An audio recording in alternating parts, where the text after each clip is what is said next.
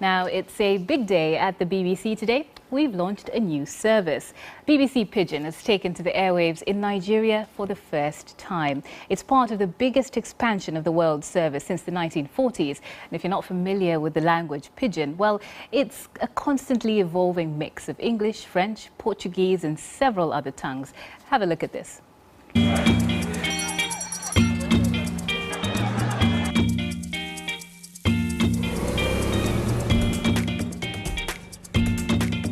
At the beginning, many of us no one believe her. BBC want me? It be like say just they shock me for it. I've been thinking of one kind for 19. This is the one call way I don't wait for. But now, I don't see say no be lie. My story don't change. I don't get plenty training. Now, I fit do all the things wey I no fit do before. My swagger don't change. I be international journalist. I dey work for the largest media organization for this world. Voila! I go take you enter places where you never see before. We derive the streets of Africa. Yes, so we don't land Gidigba. We, the BBC Pidgin.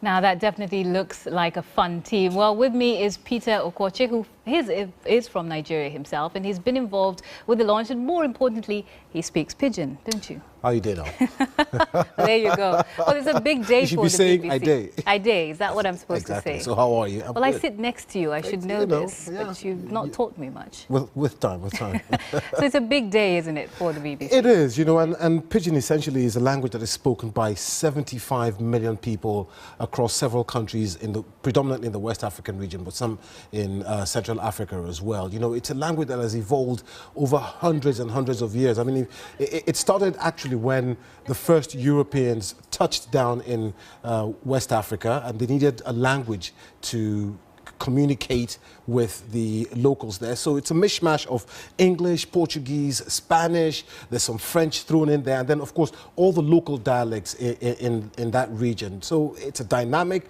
very, very fluid language which continues to change till this day. Right. Well, it does sound a little bit like some of the amalgamations of language we find, like Sheng in Kenya, for instance, or Lunglish in Uganda. But what is it that makes Pidgin so different and so distinct?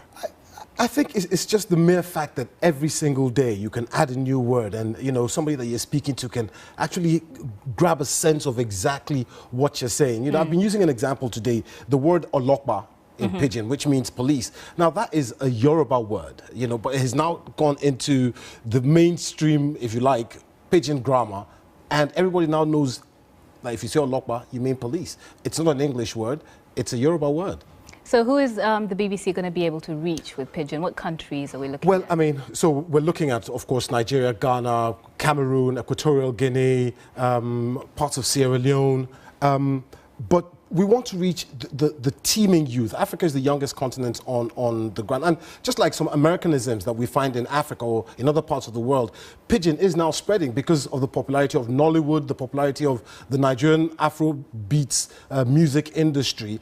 People in Kenya, people in Southern Africa are now picking up words in Pidgin. So the BBC wants to reach these teeming youth, not to tell them about music or movies, but to tell them about technological advancements, to tell them about health, about democracy, because, you know, this is a growing population. All right. Well, thanks, Peter. Look forward to learning some more Pidgin for you. No problem. You try very well. Yeah, I try well. Okay.